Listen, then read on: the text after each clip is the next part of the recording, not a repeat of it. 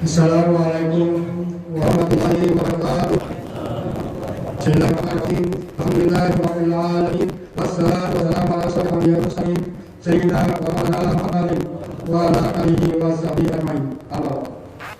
Yang sama-sama kita hormati dan kita muliakan para alim ulama, tokoh-tokoh agama, wabil khusus kepada Ustaz Haji Samsul Huda, Ustaz Huda, Ustaz Heriadi, Bapak-bapak, ibu-ibu, hadirin majlis kubra yang dirahmati Allah. Salawat dan salam selalu tercurah kepada junjungan kita Nabi besar Muhammad sallallahu alaihi wasallam, keluarga, sahabat, pengikut beliau yang berkiamat.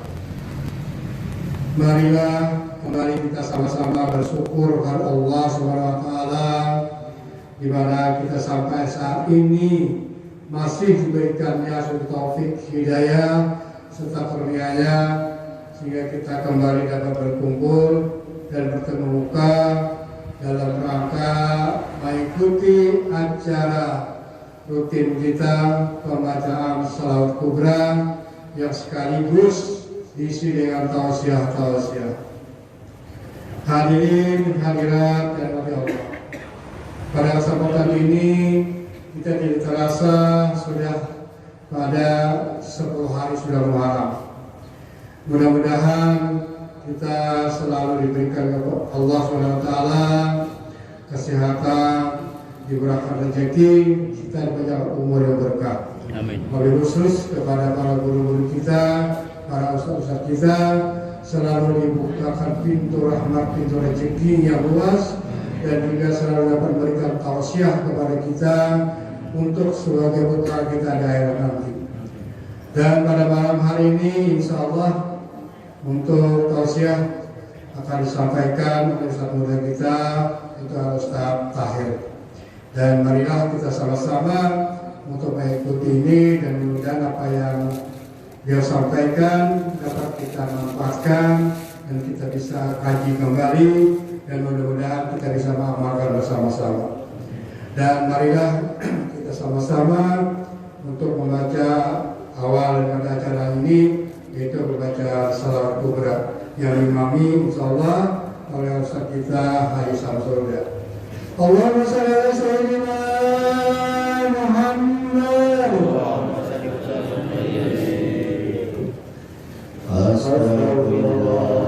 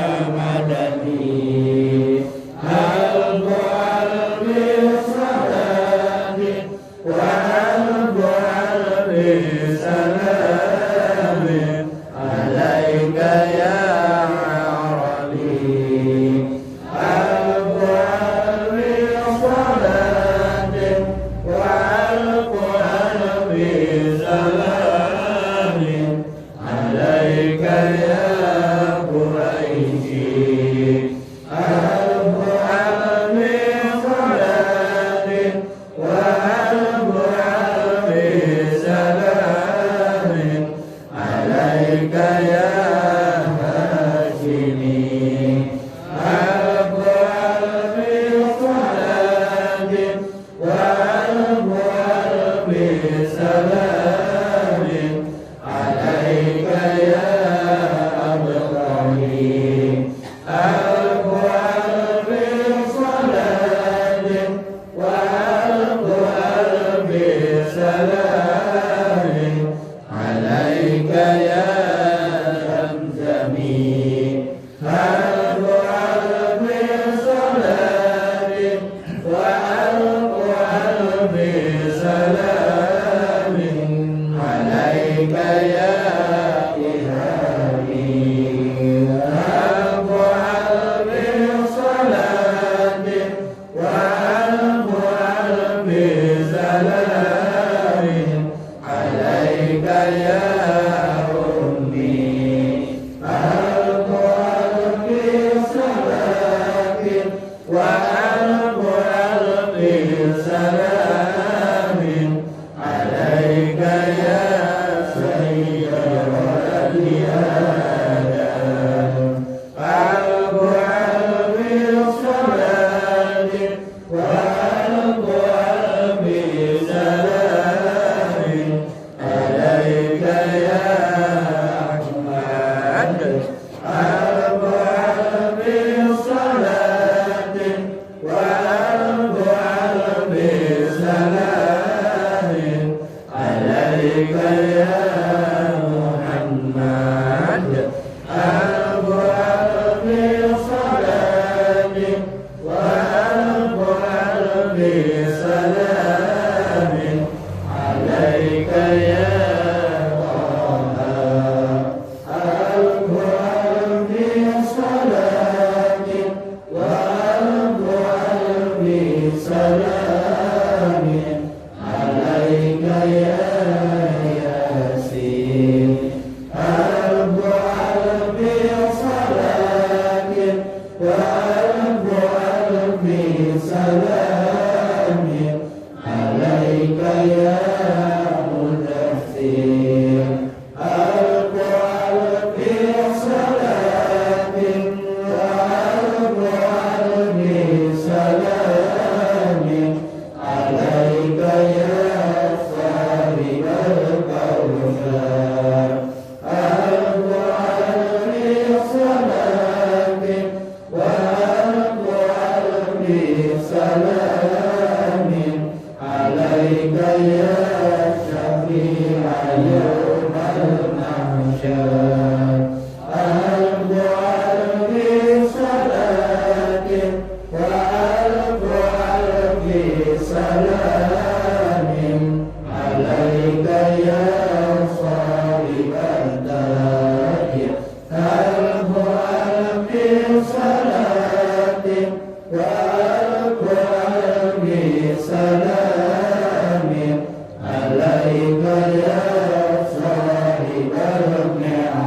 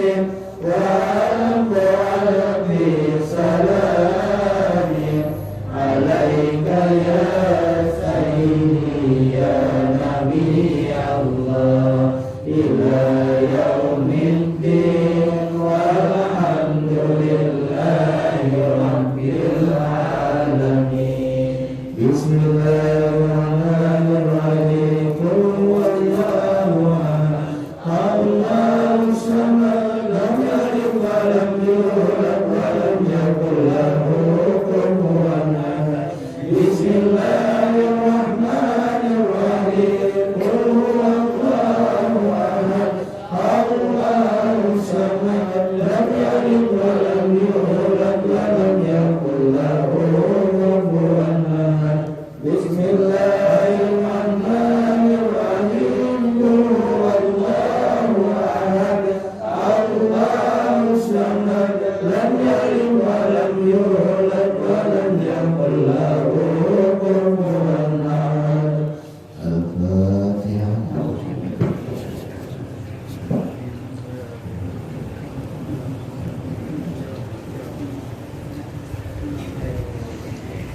Bismillahirrahmanirrahim. Alhamdulillahirabbil alamin wassalamu ala nabiyyina Muhammadin sayyidil mursalin wa ala alihi washabihi ajma'in.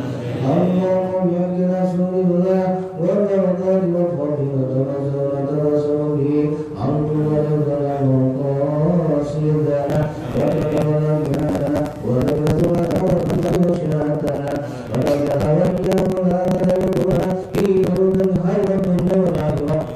مغفورنا بالعين ومغفرنا بأوسط العناية مغفورنا بجميع الآفات.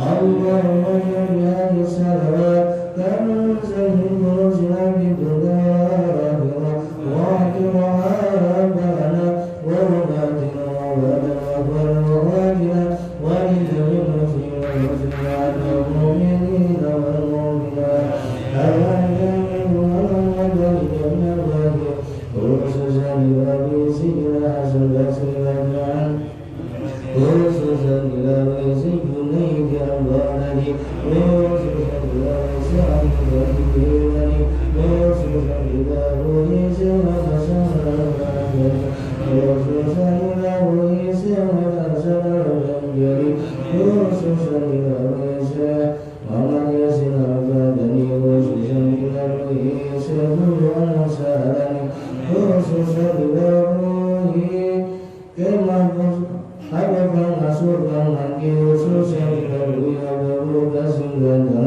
خصوصا لبابي أبو سمر المدابة خصوصا لبابي أبو محمد أبو الأنصاري خصوصا لبابي أبو سفيان المندى خصوصا لبابي أبو محمد البلبة خصوصا لبابي أبي زين وسكندر خصوصا لأرواح أزواجهم وولادهم وذرياتهم ببركة هذه الصلوات من النار يا عزيز يا غفار. اللهم اجعل يد مغفرتك ورحمتك ومصيرا ومصيرا بالجنة يا كريم يا ستار يا حليم يا جبار يا الله يا الله يا الله يا أرحم الراحمين. وصلى الله على محمد وآله وصحبه وسلم. سبحان ربك رب العزة عما يصفون والسلام على المرسلين والحمد لله رب العالمين.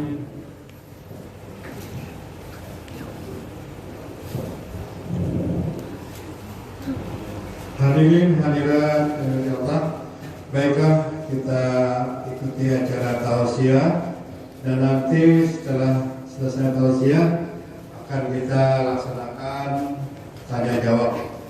Jadi ada beberapa pertanyaan yang sudah masuk. Mudah-mudahan selama tausiahnya ada lagi pertanyaan-pertanyaan yang insya Allah akan dijawab oleh Ustaz kita Guru Haji Samsul. Baiklah kita ikuti acara tausiah yang insya Allah akan disampaikan oleh Ustaz Tahir. Allahumma shalli ala sayyidina Muhammad. Assalamualaikum warahmatullahi wabarakatuh. Alhamdulillahilladzi hadana bi'abdihil mukhtar man da'ana ilaih bil izni wa qad nadana labbaika ya man dallana wa hadana. Allahumma shalli wa sallim wa barik wa karim ala sayyidina wa nabiyyina wa habibina wa syafi'ina wa qurrati a'yunina Muhammad wa ala alihi wa ashabihi ajma'in, amma ba'du. Subhanallah walhamdulillah wa la ilaha illallah wallahu akbar. Adada kulli harfin kutiba al abadil abidin wa dahrad dahirin. Subhanaka la ilma lana illa ma 'allamtana innaka antat tawwabur rahim. Faqad qala Allah subhanahu wa ta'ala fil Qur'anil Karim, innallaha yuhibbut tawwabina wa yuhibbul mutatahhirin. Shadaqallahul azim. Hadirin jamaah salat kubra yang dimuliakan Allah subhanahu wa ta'ala, syukur alhamdulillah senantiasa kita panjatkan kehadirat Allah subhanahu wa ta'ala, yang mana sekarang kita masih diberikannya kenikmatan, diberikannya sehat umur, disehatkannya badan kita, dipanjangkannya umur kita oleh Allah subhanahu wa ta'ala, yang mana sekarang kita telah memasuki daripada bulan Hijriah tahun 1443 Hijriah, dan kita telah memasuki daripada 10 hari sudah daripada bulan Muharram, yang mana kita dinamakan di dalam agama kita yaitu adalah hari Asyura. Nah, jadi hari Asyura tadi kita melaksanakan daripada hari Asyura, di mana di hari Asyura ini terjadi beberapa kejadian yang di masa lalu, yang dimana dimuat oleh Al-Imam As-Samarqandi di dalam kitab Hidin Tanbihul Ghafilin. Beliau mengatakan di mana terjadi Allah subhanahu wa ta'ala menciptakan langit dan bumi yaitu di hari Asyura. Allah subhanahu wa ta'ala menciptakan gunung dan lautan di hari Asyura. Allah subhanahu wa ta'ala menciptakan alam dan lauhul mahfuz di hari Asyura. Dan Allah subhanahu wa ta'ala menciptakan Sayyidina Adam dan Siti Hawa di hari Asyura. Jadi hari Asyura ini banyak sejarah-sejarah yang terjadi di hari Asyura. Dan Allah subhanahu wa ta'ala menyelamatkan Nabi Musa daripada kejaran Fir'aun. Fir'aun tinggalan harinya hari Asyura. Dan Allah subhanahu wa ta'ala menyembuhkan daripada penyakit Nabi Ayub hari Asyura. Dan Allah subhanahu wa ta'ala menerima daripada taubatnya Nabiullah Adam alaihissalam di hari Asyura. Nah, jadi kita pandang hari Asyura ini adalah di mana Allah subhanahu wa ta'ala menerima taubatnya Nabiullah Adam alaihissalam, bahwa di dalam kitab itu yaumun tauballahu fihi ala Adam yaum Asyura, yaitu ada suatu hari yang mana Allah subhanahu wa ta'ala mengampuni daripada kesalahan Nabi Adam, yaitu di hari Asyura. Di mana di dalam kitab Syarah Tatibul Haddad diceritakan manakala Nabiullah Adam alaihissalatu wassalam teringat beliau akan kesalahan-kesalahan sidin waktu masih di surga. Nabiullah Adam, padahal Nabiullah Adam ada memiliki kesalahan, namun perasaan sidin ada memiliki kesalahan. Padahal semua nabi itu maksum, dipelihara oleh Allah subhanahu wa ta'ala daripada segala kesalahan. Dan para aulia Allah itu mahfuz, dipelihara daripada melakukan dosa. Dan seorang wali itu melakukan dosa, namun diberikan hidayah oleh Allah SWT, lantas bertaubat. Nah, jadi kisah Nabi Adam tadi, ketika sidin teringat akan kesalahan sidin ketika masih di surga, lalu beliau memohon kepada Allah Subhanahu Wa Taala, Ya Rabb, Ya Allah, di Nabi Adam, aku memohon dengan berkat Muhammad agar Engkau mengampuni kesalahanku. Pada ketika itu Nabi Muhammad belum diciptakan lagi. Lalu Allah Subhanahu Wa Taala bertanya kepada Adam, Ya Adam, kaifa fa'alta Muhammadan wa huwa lam akhluqhu. Wahai Adam, bagaimana engkau dapat mengenal Muhammad Sedangkan Muhammad itu baru aku ciptakan lagi ujar Allah Subhanahu wa taala. Ini yang Nabi Adam masih di surga, baru turun lagi ke dunia. Lalu Nabi Adam ini ada kesalahan, memohon kepada Allah Taala berkat Nabi Muhammad supaya kesalahan Nabi Adamnya diampuni oleh Allah Taala. Lalu ujar Nabi Adam, ya Rabb, wahai Tuhanku, manakala Engkau ciptakan aku dan manakala Engkau tiupkan roh kepada tubuhku, karena sebelum roh itu ditiupkan oleh Allah kepada tubuh Adam tidak banyak apa, hanya sekali tubuh saja, ada banyak lagi. Lalu ditiupkan roh oleh Allah Subhanahu wa taala ke tubuh Adam, maka Adam itu kau melihat, kau bandir. Pada ketika itu Nabi Adam melihat di tiang-tiang arasy tertulis tulisan La ilaha illallah Muhammad Rasulullah. Nah, ujar Nabi Adam, ya Allah, ulun yakin bahwasanya tidak mungkin engkau itu menyandarkan, menyampingkan nama engkau La ilaha illallah dengan seorang nama, melainkan orang itu adalah orang yang mulia, melainkan orang yang ada di samping nama engkau itu adalah orang yang hebat. Maka ujar Nabi Adam, ulun memohon kepada engkau dengan berkat orang nama yang ada di samping engkau tadi, yaitu nama Muhammad, agar engkau mengampuni dosaku. Maka ujar Allah, wahai Adam, sadaqta ya Adam, benar aku wahai Adam. Maka pada ketika itu kesalahan Nabi Adam diampuni oleh Allah Subhanahu wa taala. Lalu ujar Allah, ya Adam, laula Muhammadan lam khalaqtu. Seandainya tidak karena Nabiullah Muhammad, tidak aku ciptakan engkau wahai Adam. Dan seandainya tidak karena Nabiullah Muhammad alaihissalam, Allah Taala tidak akan menciptakan seluruh alam semesta ini. Hadirin yang dimuliakan Allah Subhanahu wa taala. Jadi yang kita pandang adalah berdekatan dengan hari Asyura, yaitu di mana hari Asyura ini adalah kita dianjurkan oleh Allah Subhanahu wa taala sebagaimana Nabiullah Adam itu bertaubat kepada Allah Subhanahu wa taala. Di dalam kitab ini dikisahkan oleh Habib Abdullah Al-Haddad, wa 'alaika bitaubah min kulli dzambin jadid.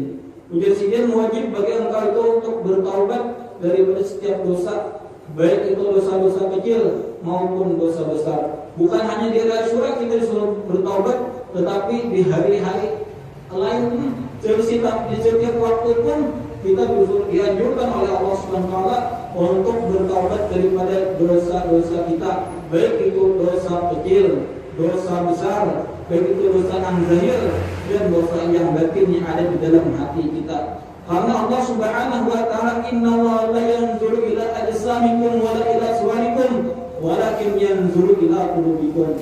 Allah Subhanahu wa taala tidak memandang akan rupa-rupa kalian, rupa kalian apakah hirang dan apakah dipandang Allah. Wala ila ajsamikum, Allah tidak memandang kepada tubuh-tubuh kalian, berotot kalau kurus selamat kalau dipandang oleh Allah. Namun yang dipandang oleh Allah Ta'ala adalah qulubikum, itu hati-hati kita. Artinya bagaimana hati kita bersihnya, bagaimana hati kita marifah kepada Allah, itulah yang dipandang oleh Allah Subhanahu wa taala. Dan Imam Al-Ghazali di dalam kitab beliau menjelaskan bahwasanya mengumpamakan hati ini bagaikan sebuah cermin. Hati kita ini bagaikan cermin, yang mana dosa-dosa itu bagaikan kotoran-kotoran yang menempel di pada cermin itu. Dan untuk menghapus daripada kotoran itu adalah dengan kita cara bertaubat kepada Allah Subhanahu wa taala. Allah Subhanahu wa taala berfirman, "Innallaha yuhibbut tawwabina wa yuhibbul mutatahhirin." Allah Subhanahu wa taala sangatlah senang, artinya mencintai dan orang-orang yang taubat dan orang yang mensucikan diri. Tafsirnya ialah Allah Subhanahu wa taala menerima daripada taubat seorang hamba yang bertaubat kepada Allah Subhanahu wa taala. Tidak memandang siapakah yang bertaubat itu, pasti itu diterima oleh Allah Subhanahu wa taala. Dan ketahuilah bahwasanya taubat itu tidak akan sah, tidak akan diterima Allah Taala biduni tarki dzambi, dengan tidak meninggalkan dosa. Berbeda bertaubat tapi masih saja melakukan dosa, itu tidak bisa dinamakan orang itu bertaubat. Wan nadam ala fi'lihi, dan orang yang bertaubat itu menyesal atas melakukan dosa-dosa yang pernah ia lakukan. Asal menyesal dari dia melakukan maka itu. Nah, itu artinya orang yang bertaubat merasa menyesal daripada melakukan dosa-dosa yang pernah ia lakukan. Wal azmu ala an la ta'uda ilaihi ma 'ashta, dan ia mencita-cita tidak akan mengulangi lagi perbuatan dosa yang pernah ia lakukan berhari melakukan dosa. Ini kita taubat kepada Allah Subhanahu wa taala. Hadirin yang dimuliakan Allah Subhanahu wa taala. Wa iyyaka wa israr, dan kewajiban bagi kita untuk mengkali bahwa antasuba sumala tatuba alal qaul, bahwasanya engkau itu ketika terjerumus melakukan dosa, hendaklah kita itu bersegera untuk bertobat kepada Allah Subhanahu wa taala. Agar apa? Agar hati kita jangan sampai ada kotoran-kotoran, agar hati kita supaya bersih, karena Allah Taala memandang hati aja, ada memandang bentuk tubuh kita. Sebagaimana Nabi tadi, innallaha la yanzuru ila ajsamikum wa la ila suwarikum walakin yanzuru ila qulubikum. Allah Taala tidak memandang kepada rupa, tidak memandang kepada bentuk tubuh, namun Allah Taala memandang kepada isi hati kita. Dan wajib juga kepada kita ala kulli mu'minin ayahtariza minal ma'asi, bahwasanya ingin menghindari, bukan kita bertobat, tapi kita menghindari dahulu daripada dosa yang kita lakukan. Sebagaimana pun diceritakan bahwasanya zaman dari ada seseorang yang pernah membunuh orang 99 orang sudah. Lalu terpikir diberikan oleh Allah SWT hidayah hendak bertaubat, maka dicarilah seorang tuan guru mengampuni si ini hendak bertaubat. Ulak rumah tuan guru betapun, wahai tuan guru, ulunnya hendak bertaubat, lalu ditakuni apa yang dosa kamu? Di sini aku ini telah membunuh orang 99 orang sudah. Majidin dosa ini benar-benar berarti lagi taubatnya. Lalu ini dari taubat itu hubungan saya dengan guru ini dengan 100. Lalu dibunuh sini tuan guru yang tadi dengan 100. Namun di hati sini masih ada keinginan untuk bertobat kepada Allah Subhanahu wa taala. Dicari sini tuan guru yang berjujur alim, tetamu. Lalu sudah bertambah dengan tuan guru tadi, ujar tuan guru tadi bahwasanya ada taubat ikam. Apa taubatnya? Ikam itu bertobat diterima Allah taala, tapi jangan lagi bagaimana di kampung situ. Nah, artinya bagaimana di kampung tadi jangan mentariza minal ma'asi, menghindari daripada maksiat. Ya apa caranya? Jangan bagaimana di kampung orang berbuat maksiat. Jangan bagaimana di tempat-tempat hati, jangan kawan-kawan meracap oleh maksiat. Itu termasuk daripada kita menghindari maksiat kepada Allah Subhanahu wa taala. Lalu orang yang bertobat tadi sudah dipadahkan oleh tuan guru tadi, pian jangan lagi bagaimana di kampung situ. Kan kampung situ orang gawin menyawang ayam aja. Jadi pian berpindah ke kampung lain. Lalu sini mengiat anak bertaubat tadi, dia situ kan masuk pesantren aja dah. Tulak hendak bertaubat tadi. Sekalinya sampai di tengah jalan, pas tengah jalan mati. Lalu malaikat mencabut sebelum sampai lagi. Lalu ujar malaikat azab. Nah, ini apa nih? Ini sudah membunuh orang 99 orang, 100 orang dan bunuhnya. Jadi apa kok masuk neraka udah. Lalu ujar malaikat rahmat, ada inya sudah berniat hendak taubat, inya masuk ke surga. Lalu keduanya berdebat. Ujar Allah Taala ukur mana parahnya inya mulai nang ini tulak, lawan inya nang sampai. Setelah diukur oleh malaikat tadi sama ukurannya. Lalu ini mana ukuran? Ujar Allah Taala lihati harganya ke mana? Ampanya taubat kah atau kampung menyawai tadi? Karena otomatisnya hendak tulak itu harganya ke arahnya hendak taubat. Maka dengan niat tadi, dengan niatnya hendak bertaubat, padahal belum sampai lagi, tetap taubatnya diterima oleh Allah Subhanahu wa taala sebelum, karena taubat itu diterima oleh Allah sebelum roh sampai ke tenggorokan. Mudah-mudahan dosa-dosa kita diampuni oleh Allah Subhanahu wa taala, dan mudah-mudahan kita semua dimatikan oleh Allah SWT pada husnul khatimah. Amin ya rabbal alamin. Mungkin hanya cukup sampai di sini. Salah hilaf mohon maaf. Wabillahi taufiq wal hidayah. Assalamualaikum warahmatullahi wabarakatuh.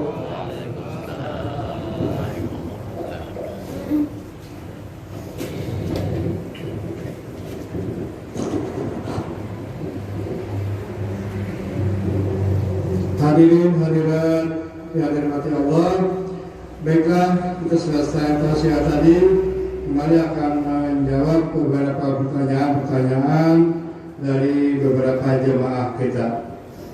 Baiklah, untuk mempersingkat waktu, kami bacakan pertanyaan-pertanyaan sebagai berikut. Yang pertama, kalau kita berhuruf Bani Siam, sabalik, awan Bani Ir dua balik. Nah, maksudnya apa ini? Kalau kita berhuruf Bani Siam, sabalik, awan Bani Ir dua balik. Maksudnya ini hukumnya gitu kan? Yang kedua, nah ini Bagaimana kalau kita ingin bertobat dan ingin mengembalikan barang yang pernah kita ambil, sedangkan orang tersebut tidak ada lagi, bagaimana itu? Yang ketiga, kita baru saja memperingati 17 Agustus. Bagaimana hukum menghormati bendera? Apakah hukum syirik? Nah, itu salah satu seorang penanya, ada 3 pertanyaan. Namun kepada guru untuk memberikan penjelasannya.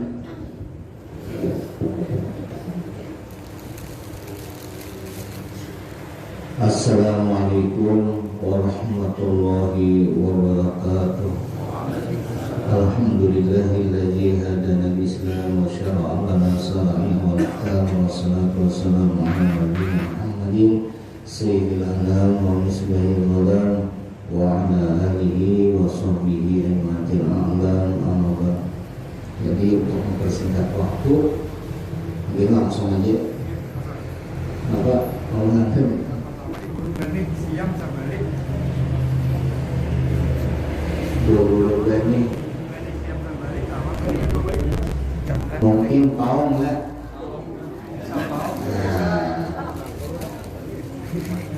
Itu saja. Nah, jadi ini hanya pertanyaannya.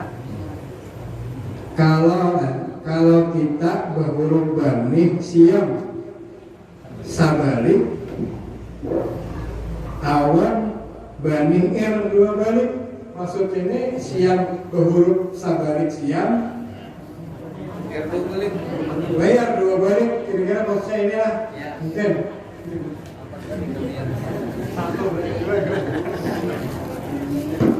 Ya,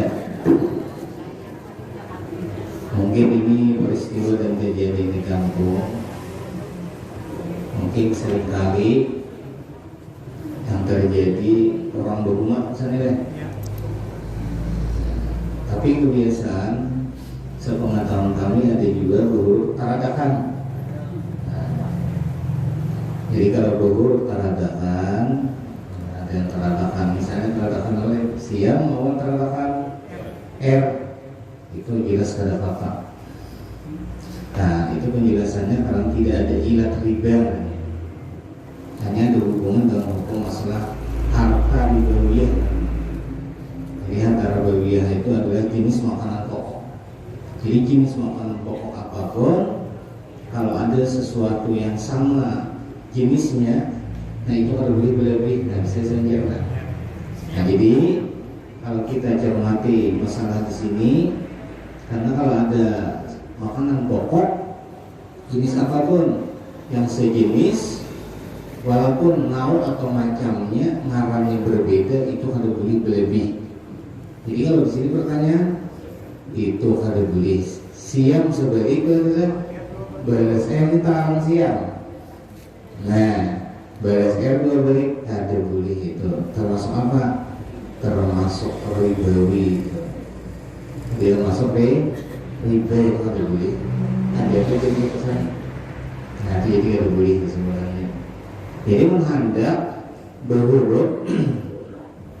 berhurufnya harus sama, walaupun siang sebalik, baras era sebalik, itu pun kada boleh kaina.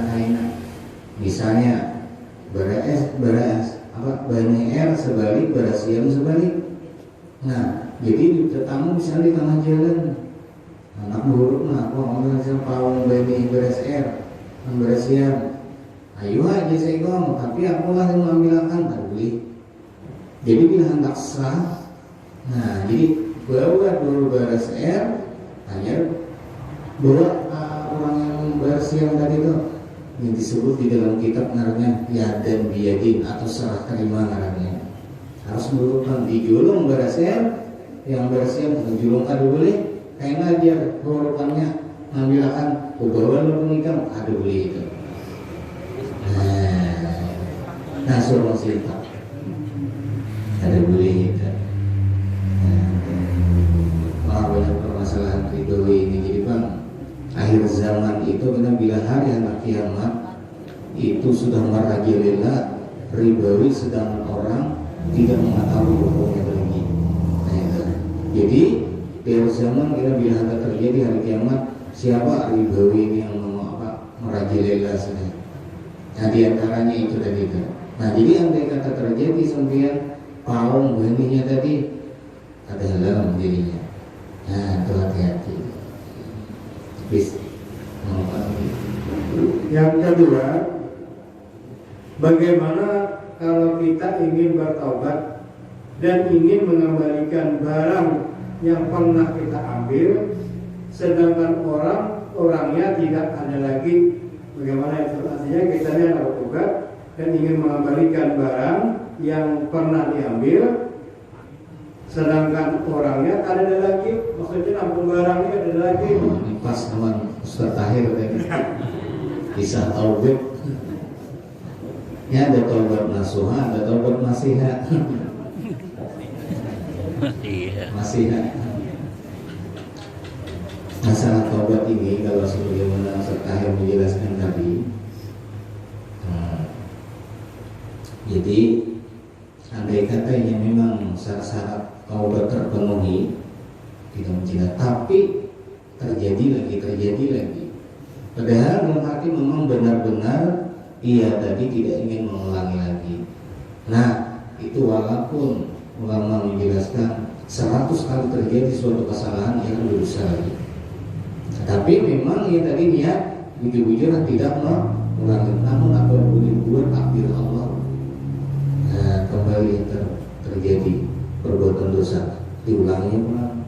Nah, itu ada Bapak. Nah, yang tadi yang kada boleh itu taubat injak. Nah, sedangkan ini tadi mungkin hendak bertobat, mungkin pernah peristiwa yang lalu, kenangan masa-masa lalu yang kada baik, mungkin kita mengambil penurang atau pernah mengorupsi atau kayak apa Kak? Pernah begawi di manakah? Duit diambil penurang tanpa sepengetahuan. Lalu hendak bertobat. Karena syarat di antara taubat itu adalah mengembalikan barang yang pernah kita ambil. Nah, itulah. Jadi syarat di antara sahnya syarat taubat adalah yang pernah kita ambil itu barang yang kita dikembalikan. Ini ada suatu pertanyaan. Kalau orang kena menyuntan emas 20 tahun yang lalu, kira-kira 20 tahun yang lalu berapa sekian besar? 500.000 lah. Nah, ini 800-an. ya. Nah, ini berapa? Nah, kalau selamanya naikin untuk emas. Naikin untuk emas tahu. Nah, sampai pertanyaannya kayak ini. Ini solusi jalan keluar ini. Kayak apa namanya? Jadi malah taubat ini, kalau orang itu taubat ini banyak. Jadi diantaranya kalau kita itu mengamalkan tarekat, syarat pertama kali itu dibereskan, berzikir. Nah, itu pada kalau sampai ati usul ya Allah itu perlu bujurakan taubatnya dari kita. Nah, kalau begini atau keadaan dulu masa lalu, misalnya waktu beranak kada terkadai, nah itu dikadai itu ya niatnya. Jadi Ustaz Tahir tadi andai kata masa lalu kada sembahyang dikadai, itu syarat taubat itu bukan sekedar hanya harta aja. Jadi andai katanya ada niat untuk mengadai meninggal dunia, ya tadi kayak niatnya amal niat inamal meninggal dengan kebaikan ini. Walaupun habis umur, karena memantiakan itu Tuhan juga ya. Karena niat-niat tadi yang bertobat, namun apa daya tak sampai. Nah, meninggal itu dicabut dipandang oleh Allah hatinya jadi. Hati apa? Hati yang bertobat. Nah, kemudian masalah tadi pas menyuntak maksudnya itu permasalahannya dinilai emas bahari kan, mengembalikan 10 gram atau emas ini kan. Nah, itu ulama menjelaskan supaya mempermudah orang bertobat tetap dinilai emas tahun bahari 20 tahun yang lalu. Nah, Allah ini kalau itu bisa menjadi bertobat sana pesannya. Nah, menilai semua orang jadi aja. Nah, jadi ulama itu bijaksana. Di antaranya Imam Ghazali menjelaskan satu dari masalahnya ada duitnya dah 10 dirham kalau 500 5 juta. Nah yang mau ada aja kalau orang dapat hidayah dan tidak. Setelah ia cari-cari hendak memberikan kata itu orangnya. Nah ini pernah dulu terjadi dengan kawan kami yang muntai berdagang berbisnis online lah pertama. Duit kirim, barang kirim. Sekalinya si dia meninggal dia mulai. Nah, sekali dicariin nota-nota hutang 100 juta misalnya. Ini terhutang ini istilahnya bang. Nah, jadi setelah dicari-cari, nah jadi kan dia sampai ya betapa kami coba pak mencari informasi di mana alamatnya di Surabaya. Didatangi misalnya 100 juta nih lah. Nah hutangnya tadi karena supaya ditakal oleh gubernur. Nah dicari si Mahyuni katanya. Nah, jadi terbang ke Jawa di Surabaya dicari-cari alamat ada itu lagi tokonya. Nah boleh pulang. Nah setelah itu Mama Dinanya ini boleh pulang. Nah yang dipertanyakan dengan kami bagaimana itu caranya? Nah, jadi caranya pertama bila kita cari orangnya tadi kata biasanya itu cari ahli warisnya. Tidak adakah anaknya, adakah cucunya. Nah itu bila itu tinggal anak, nah duit tadi itu kayak emas tadi, barang tadi juga mau ada anaknya, obatnya tadi. Nah sama tadi utang tadi bayar itu ada anaknya atau cucunya. Amun kada nah ternyata di sana kita ada lagi. Nah itu kalau dalam ilmu fikih dijelaskan diantaranya kita julung duit tadi itu kepada orang suatu pemerintah yang bisa dapat dipercaya untuk mengelola uang atau duit tadi untuk kemaslahatan umum. Itu karena misalnya ada masalah apa jembatan rusak misalnya atau enggak. Nah ini kemaslahatan umum. Nah masalah umum, misalnya jalan rusak, orang ambil itu duitnya dari lah. Namun orang tadi dipercaya, namun kalau bisa dipercaya, seorang mengelolanya. Kalau keraguan, kalau digunakan yang lain, seorang aja lagi. Nah lalu untuk bertobatnya dari kadada setelah kita anak cucunya kadada, maka kita yang paling baik pendapat kami itu andai kata ada langgar atau meski yang membutuhkan dana, disitulah kita wakafkan dan kita niatakan duit yang 5 juta tadi untuk pahala yang orang yang ambil gitu. Atau orang yang tahu kita berhutang dia tahu lagi. Nah itu caranya bisa dibangun. Nah itu diantaranya karena bila kita ini berurusan masalah dosanya dengan manusia, karena sedikit urusannya. Nah, tapi kalau dosa itu berurusan dengan Allah, hanya mana urusannya. Nah, jadi kan sunat kita ini supaya ketika memperbuat dosa itu jangan berkisah-kisah kepada orang lain, karena supaya jangan banyak saksi orang tahu. Nah, nanti ini. Nah, mungkin itu tidak. Ini yang pertanyaan ketiga. Ini kita baru saja laksanakan 17 Agustus. Bagaimana hukum menghormati bendera? Apakah hukum syirik dengan Allah? Hormat bendera. Karena Selasa, angkat tangan. Mujur juga. Syirik kan ya. Seringkali ada hadis bisa menjawabkan itu kalau usaha kami menjawabkan undang-undang dasar. Setelah ini undang-undang dasar.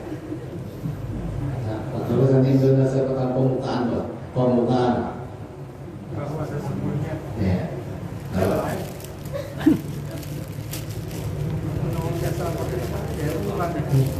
Apa?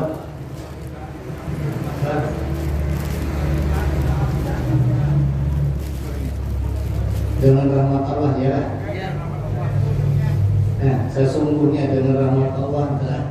Nah itu juga ada lagi.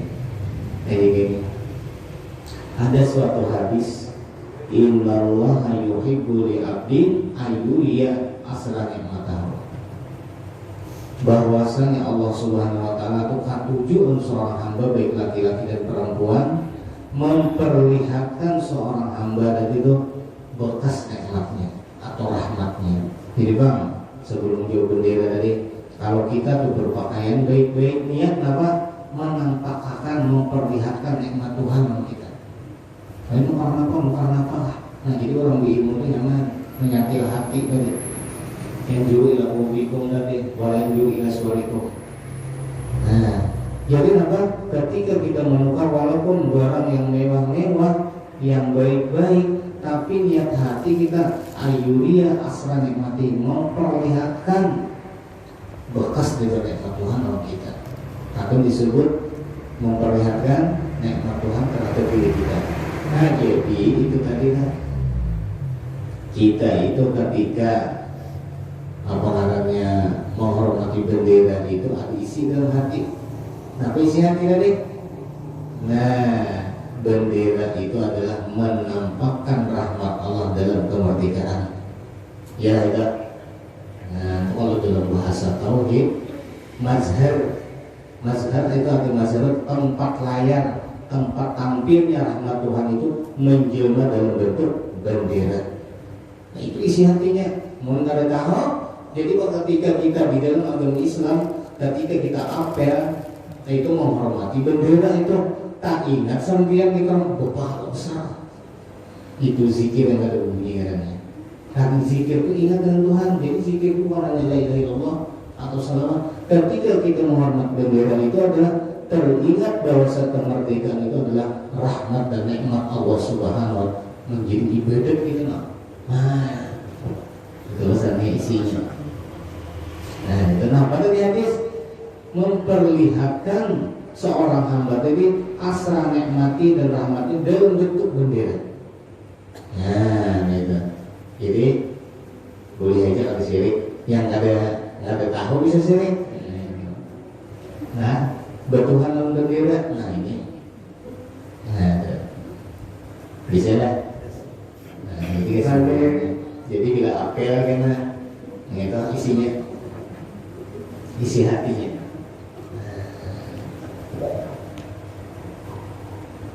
Jadi ini ada pertanyaan, ringan saja pertanyaannya.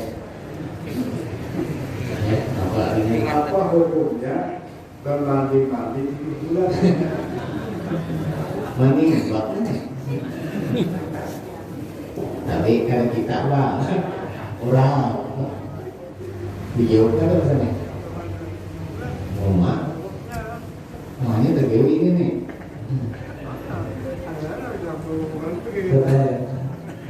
Bertanya nggak bisa tuh di bulan.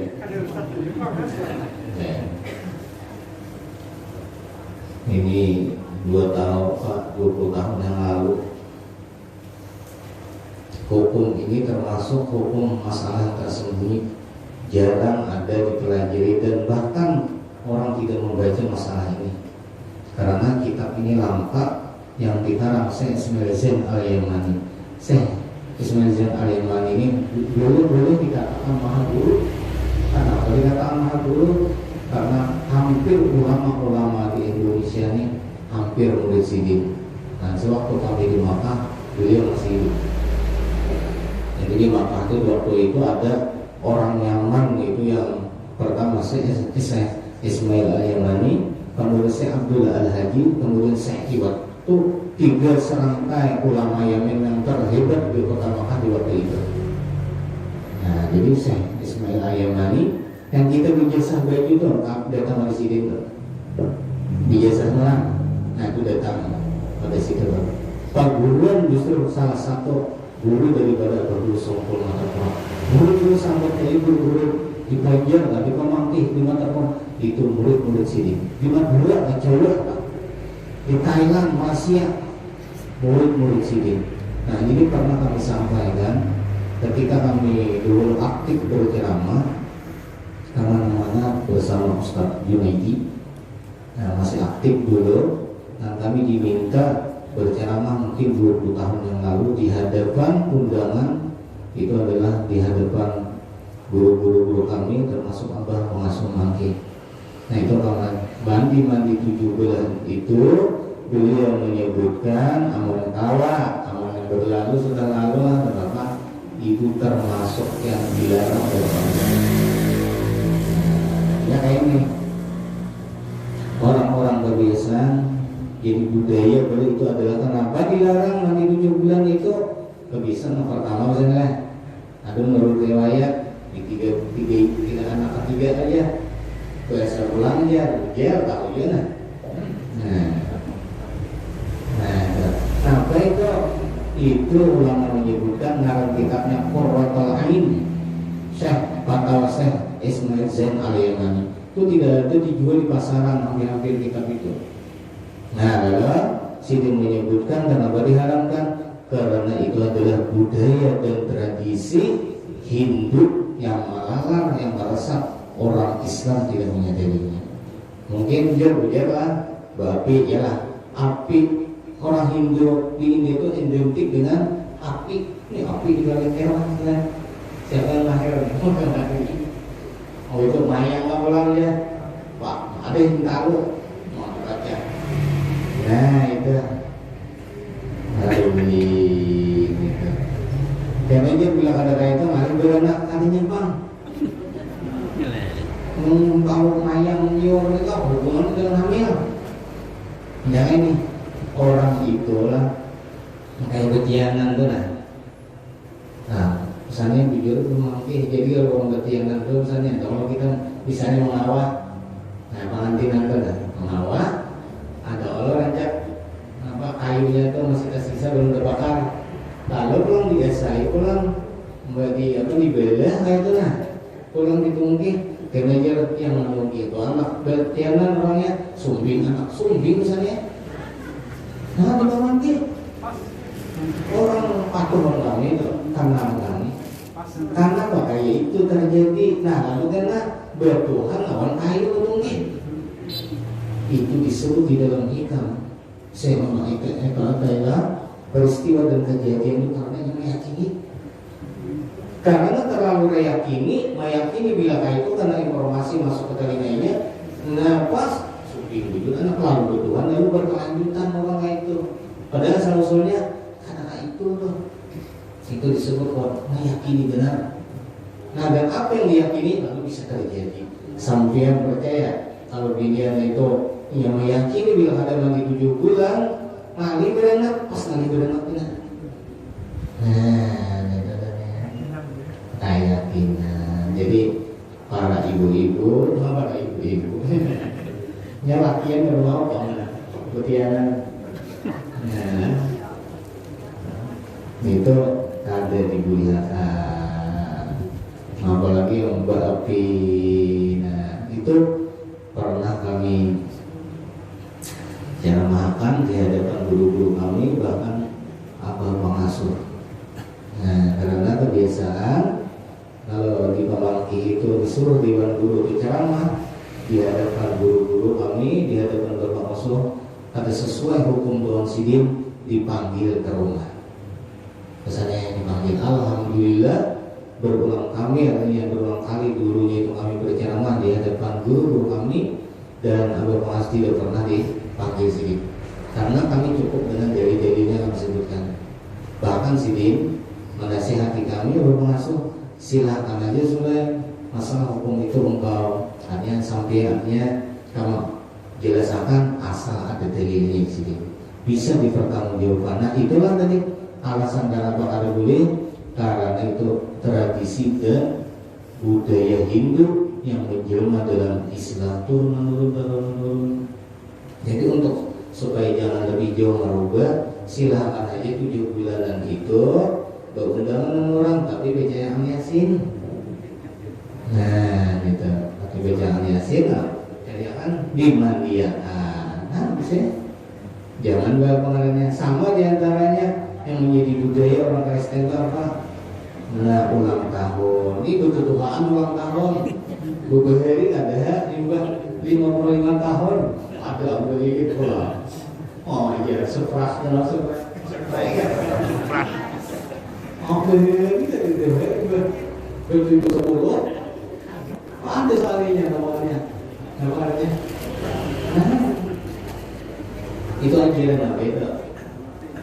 Ajaran orang Kristen itu penyanyi. Tuyul.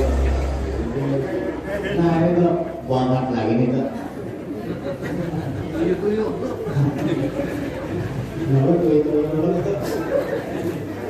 Kalau bisa bahasa Inggris mah. Dulu bahasa Inggris belajar, tapi pendapatan.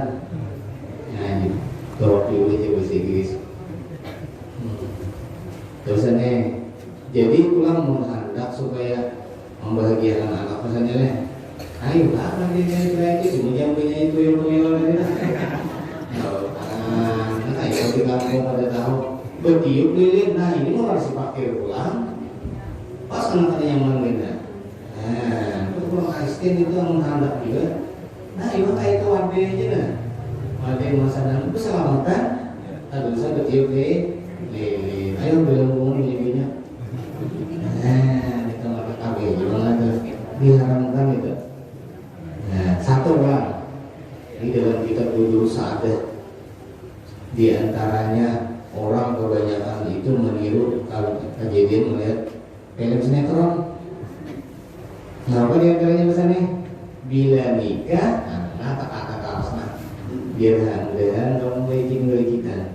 Nah, artinya ketika nikah itu jangan ditatayakan. Nah, orang-orang behari itu ada di nikah tuh. Nah, biniannya dihiga kalau lambat pulang itu. Ayolah. Kenapa itu nah? Dia melihat film sinetron di bawah malam tadi boleh ke hotel Lyon. Besoknya. Kenapa ya? Hotel Lyon di besok. Nah, dulu pernah dibela-bela duluan kami santri kalau budak-budak saksiin rumah tanggung banyak betapa mulai itu terus sedikit masuk ada bui.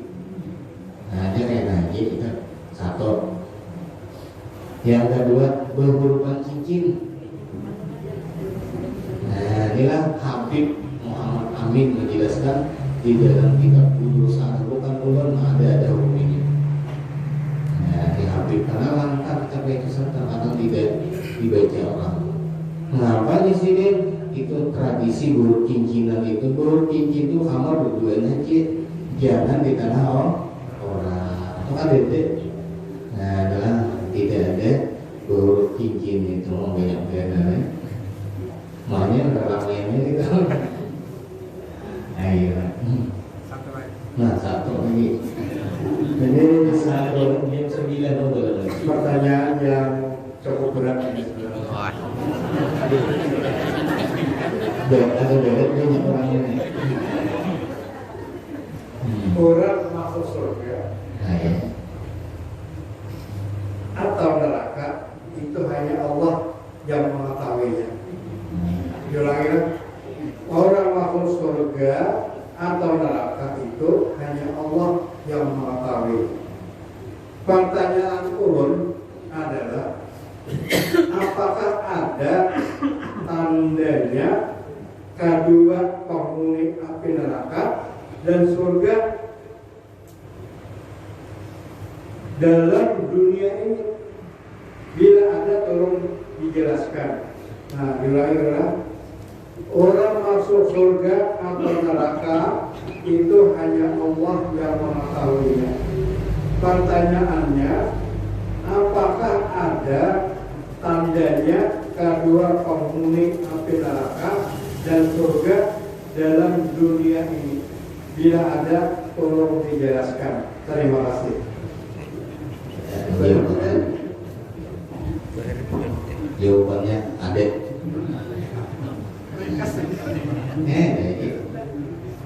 Jadi tandanya memang perkara masalah orang itu penghuni surga atau penghuni neraka itu permasalahan yang gaib, kita udah tahu. Nah, itu permasalahan yang gaib. Cuma walaupun permasalahan yang gaib yang tidak diketahui, nah namun ada tanda-tandanya yang diberikan Allah Subhanahu wa taala ketika ia hidup di dunia. Nah, tanda-tandanya itu. Nah, di dalam Al-Qur'an saya ingat kami, inna rahmatullah qaribun minal muhsinin. Bahwasanya rahmat Allah itu dekat dengan orang-orang yang baik. Maksud rahmat Allah itu apa? Surga. Kan surga itulah tempat rahmat yang sebenarnya. Nah, jadi rahmat itu diciptakan Tuhan itu 100. Dianggap Tuhan ke dalam dunia hanya 1. 99 itu andaknya di surga. Nah itu. Ini apa orang kesenangan kita, apapun yang kita nikmati hanya 1 rahmat Allah. Di surga 99 andaknya. Nah tadi tanda adakah tandanya? Ada rasanya. Nah ini pernah kami baca di kitabnya bersama Ustaz Tahir dan kawan-kawan, itu disebut Farhatul Nufus Sarah Abdul Arus karangan Syekh Khotabillah. Nah ini termasuk kitab yang langka, dulunya itu hanya diajarkan di Bangil. Nah ini ada kitab. Di situ dijelaskan,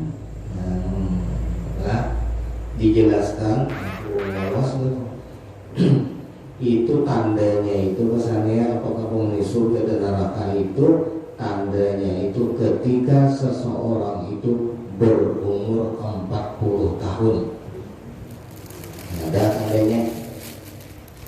Bila yang masih anu makanya tak apa lagi. Bila 40 tahun berumur, nah dia terakhir apa jadi sama ayam aja. Masih aja bersama ayam, masih aja mau perjalanan, mau itu deh. Nah, maksudnya kesimpulannya masih aja suka berbuat maksiat. Itu tandanya kan begitu kita lah, cuma dilihat di diri. Ini kisah tante pun betapa. Nah, jadi dia merupakan jadi walaupun kita ada boleh memponis orang, kenapa dikhawatirkan kantor dari kita? Karena tadi masalah surga dan neraka itu rahasia Allah. Dan kita kan ingat lagi sebujurnya ketika kita berada di alam arwah itu ada suatu perjanjian dengan Tuhan. Segala apapun yang terjadi yang kita perjalanan sudah kita tak cuma hati ingat. Siapa yang akan mengingat Allah? Karena itu nafsu di dalam diri kita yang membimbing kita ingat segalanya dengan perjanjian dengan Allah. Ditulis takdir-takdir kita diam di walangko, mati di walangko, sampainya sudah. Nah, jadi tandanya tadi 40 tahun, andai kata ia masih tidak membenarkan diri, memperbaiki dirinya di dalam kebaikan, kesimpulannya masih aja tadi menjadi setara bersama ayat. Sama halnya orang itu hanya mengetahui haji itu kan ada haji mabrur, ada haji mardud, ada haji yang diterima, ada haji yang ditolak Tuhan. Tuh ada tandanya misalnya. Ketika yang naik haji, belum naik haji nih, sarapannya digawi kurang baik hasil bulan. Tapi setelah yang naik haji ada perubahan, walaupun tidak 100%. Berbaik, sana kamu baik. Nah itu tanda haji mabrur kalau usah kita haji menilai. Bila masih haji enggak menjangkit uang menghati hari. Haji marut neta mulihan kopi haji. Nah, mulihan kopi haji. Sebujurnya kopi putih inilah ini adat aja. Nah, ini adat itu boleh berlaku dalam agama selama ada bertentangan dengan syariat. Jadi bila orang haji enggak kopi putih, sebujurnya kopi putih ini sunat siapapun. Nah itu siapapun yang ahli ini dia orang juga nih. Siapapun kopiah putih itu sunat, apalagi hari Jumat setidak-tidaknya kopiah putih berang. Nah jadi bila kata awal baju putih, tapi putih. Bila kata awal putih, kopiah putih berang. Namun hati-hati baju hilang kopiah putih. Nah ada cacat gitu.